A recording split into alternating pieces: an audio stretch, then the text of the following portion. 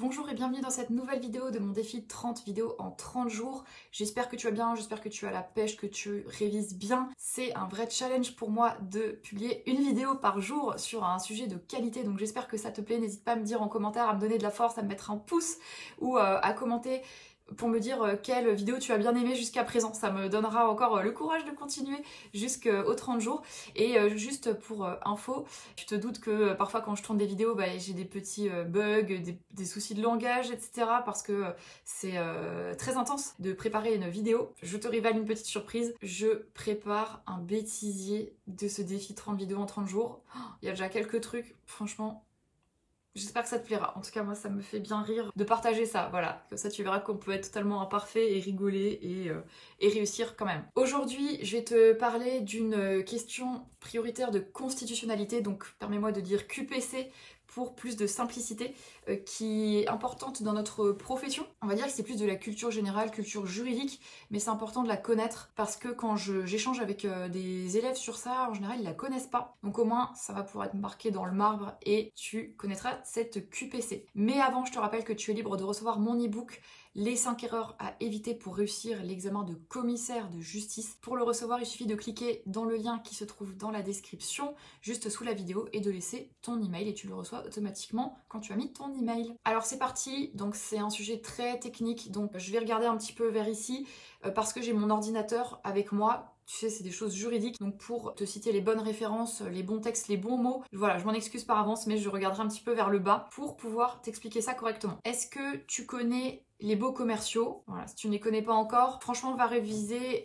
va te former sur le sujet et reviens sur cette vidéo plus tard parce que c'est quand même un niveau assez avancé sur les baux commerciaux, ce partage du jour. Donc tu sais que dans les baux commerciaux, le preneur, donc c'est-à-dire le locataire, celui qui prend à bail commercial, peut recevoir une indemnité d'éviction dans certains cas. Donc si tu ne connais pas encore ces termes, je t'invite vraiment à les approfondir, sinon tu vas rien comprendre à la suite de ce que je vais expliquer. Donc la décision en jeu, si tu souhaites mettre la vidéo en pause et ouvrir la décision à côté, comme ça tu peux suivre, tu peux tout à fait aller sur la décision et laisser tourner la vidéo. C'est l'oral qui compte surtout dans cette vidéo, c'est pas forcément l'image. Donc cette décision dont on va parler, c'est la décision numéro 2020-887 du Conseil constitutionnel.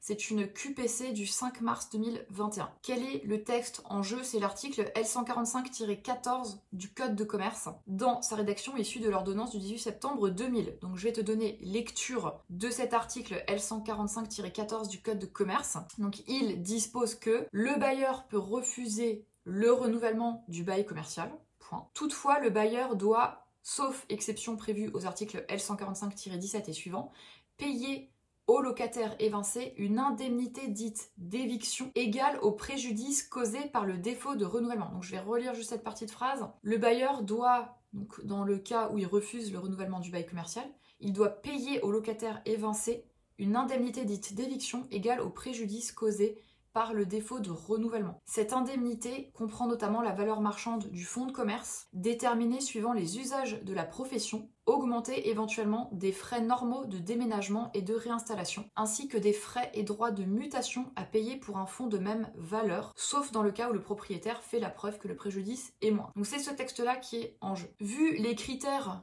du texte et vu la situation, vu le préjudice vraiment que peut subir un preneur, tu imagines bien que c'est un montant, cette indemnité d'éviction, c'est un montant qui peut aller chiffrer très vite, très haut. Et c'est pour cette raison qu'un bailleur estime que ce texte-là est disproportionné par rapport au préjudice.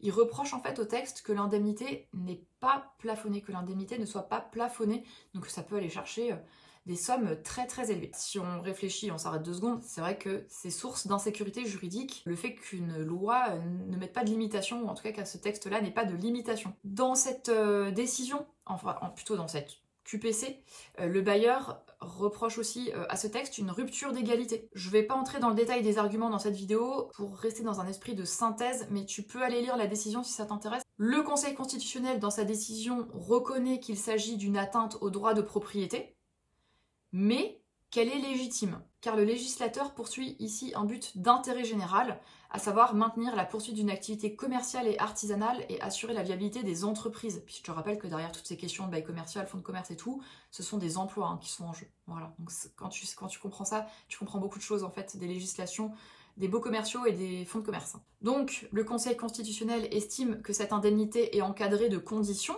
par exemple que le locataire ait bien exploité le fonds de commerce pendant 3 ans, et que l'indemnité est encadrée dans son calcul puisque le préjudice correspond uniquement à la part de la valeur marchande du fonds de commerce, la part qui a été perdue. Et puis le Conseil constitutionnel indique que le bailleur peut toujours louer son bien ou le vendre, donc l'atteinte au droit de propriété n'est pas disproportionnée. Et le Conseil constitutionnel termine ainsi sa décision, je cite, « Il résulte de ce qui précède que les dispositions contestées, qui ne sont pas entachées d'incompétence négative et ne méconnaissent pas non plus la liberté contractuelle ou la liberté d'entreprendre, ni aucun autre droit ou liberté que la Constitution garantit, doivent être déclarées conformes à la Constitution. » Donc sur cette disposition, le Conseil constitutionnel confirme qu'elle est conforme à la Constitution. Si tu as une consultation juridique ou un cas pratique sur le sujet, n'hésite pas à placer cette référence dans ta copie. Merci d'avoir suivi cette vidéo. Je te prépare une deuxième vidéo sur une autre question prioritaire de constitutionnalité, une QPC et surtout la décision du Conseil constitutionnel, bien sûr, sur les squatteurs. Et ça arrive dans la suite du défi 30 vidéos en 30 jours. À bientôt et merci beaucoup pour la force dans les commentaires, dans les likes. Ça me fait très très plaisir. À bientôt, ciao!